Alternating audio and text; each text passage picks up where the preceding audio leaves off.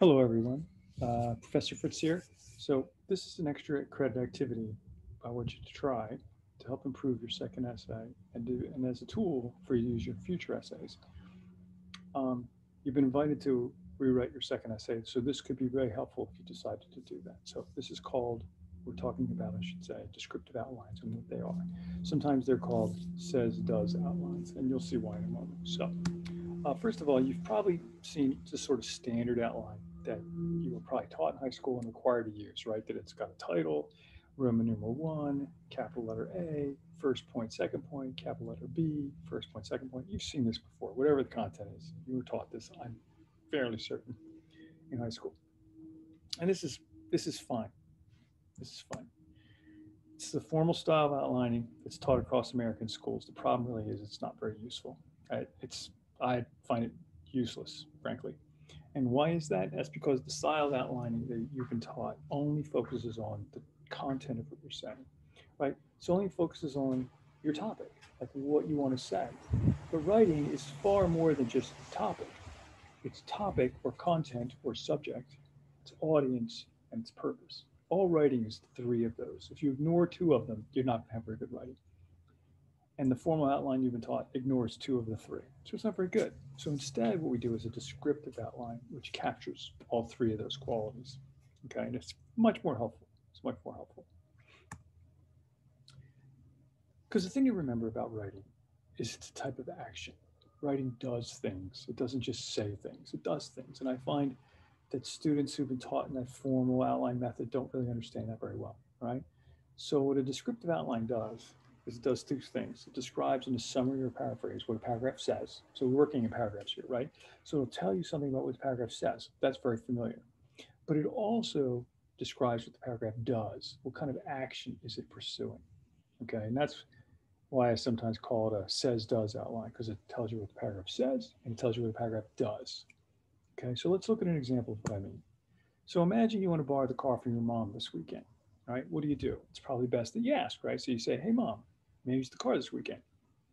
Now, notice this outline you can see right here, right? You ask, mom, may I borrow the car? She refuses. She says no. You say, oh, mom, please let me use the car. Howard needs help moving some of my stuff. You beg.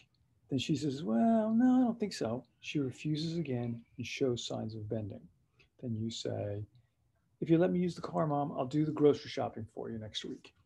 You offer to do something in return. She says, well, okay. So she finally agrees. You say, thanks, mom, appreciate it. You thank her. She expresses concern. You better drive carefully. You reassure her. So you can see right here, what you say to borrow the car is on the right side. But each of those statements is something that you're doing to succeed in getting the car, because your goal is to get the car, right? So you ask, she refuses, you beg, she refuses but shows signs of bending. You offer to do something, she agrees, you thank her, she expresses concern, you reassure her. That's what those sentences are doing.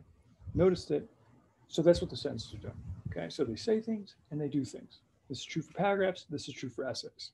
All right, so here's the few things I want you to notice. First, the topic or content of the conversation is borrowing the car, but there's so much more. This outline captures the topic, but it also captures the audience, mom, and her concerns, and the purpose, the speaker's goal. You can really hear the speaker's got a goal about borrowing the car. He really wants it. He wants to persuade her to give the car. So, topic, audience, purpose. All three qualities of writing are captured here. So, because I can't say it's enough, good writing is both topic, is all three things topic, audience, and purpose. It's never just the topic. And you might have noticed in my comments, I often say a reader's really would be confused here. That's thinking about your audience. That's the reader. All right. Number two, the descriptions of what the sentences do are in the form of verbs, words that describe actions. This is because writing doesn't just say things, writing does things, and does is a verb. So let's look back here. Notice each of these words on the left that are italicized are action words. Ask, refuses, beg, refuses, shows, offer, agrees, thank, express, reassure, right? Those are all verbs. They're actions. So number two, writing doesn't just say things, it does things, so it uses verbs. And number three, does statements don't say much or anything about the subject or topic. They focus strictly on the action of the purpose of the sentence. So you don't repeat this, you don't summarize again in the does statement. You say something what this thing is saying. Follow? All right, so let's look at a better example. Now, in this assignment, you've seen a link to Sojourner Truth's short piece of writing called Ain't I a Woman? Sojourner Truth was a freed slave, and she spoke at a women's convention in 1851 about women's rights, and this is a short speech that she did. So it's only a few paragraphs long. I want you to read that, okay? In the next slide of this video, you'll see an example of a descriptive outline of Truth's argument. So you'll see what it says and what she's doing when she says that. And notice how the outline matches the reading. So go read that, and I'll wait.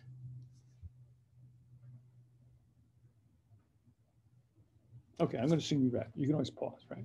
All right. So here's the descriptive outline, the says outline of Sojourner's Truth, Ain't I a Woman? Notice at the top you have the title.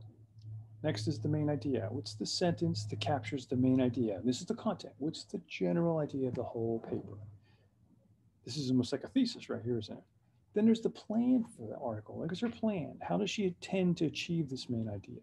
She challenges 3 reasons for denying women's rights and offers reasons for acknowledging women's rights. That's the plan she has. Challenge reasons and then offer reasons. Paragraph 1, what does she say? She notes a lot of talk about rights and asks what the talk is about. So what she's doing here is introducing her topic. Paragraph 2, she says, men think that women need help and protection, but as a slave and a woman, she was treated brutally and worked hard. What is she doing by saying that? She's challenging the argument that female frailty is a reason to deny women their rights, that women aren't soft. Okay, the next paragraph, it says intellect is unrelated to rights. What she's doing is challenging the argument of intellectual superiority of men as a case against women's rights. Paragraph 4, she says Christ wasn't a woman, but was born of a woman. What is she doing there? She challenges the religious argument against women's rights. And paragraph 5, the paragraph says, if Eve can turn the world upside down, then women can make it right. And what she's doing is illustrating how powerful women are, how women are powerful. And in the end, she says, I'm done. What she's doing is concluding. Okay, this is essentially a descriptive outline of that short piece of writing. It both captures what she says in a paraphrase or a summary, and what each paragraph is doing, its purpose for being there. Its purpose for being there. So what I want you to do for this extracurricular activity is to use this model of a descriptive outline to make an outline of your second essay on Gladwell's chapters, Rice Paddies and Math Tests, as well as Maria's Bargain. And I want you to follow this template you can see right here. There's a proposition or main idea. That's like your thesis. Put that there. What's the paper's plan to achieve that thesis, to persuade people that it's correct? Write that there. And if you don't have a plan, you got to come up with a plan. You should have a plan. You should know what your paper's trying to do. Okay? If you don't know, learn it. Go back and see what your paper did. Go back and see what your paper did. All right? Then for each paragraph, give me a statement about what the paragraph says, and then tell me what the purpose of the paragraph is. Do that for each body paragraph.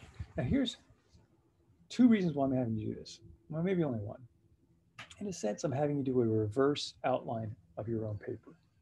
You already wrote it, now you're making an outline. You're working backwards. But the reason I'm having you do that is to see if it works or not. Like if you're missing the plan, or you can't tell what the plan is, it could be because the paper doesn't have a plan. And if the paper doesn't have a plan, it's a failed paper. It's no good. You got to rewrite. If you can't figure out what the second paragraph is doing there, what its purpose is, that's because there's a problem with the paragraph. Or what if you found out your paragraph is saying like so many different things? That's a real problem with the paragraph. So this is a way for you to say, oh, I see what I need to rewrite. I see what I need to work on to make this paper better so I can resubmit it for a better grade. And you should do this with all the papers for the rest of this class. So go do that. It's extra credit. If you don't do it, you lose nothing. If you do it, you gain all the benefits. You won't believe the benefits. Okay. And I think that's everything.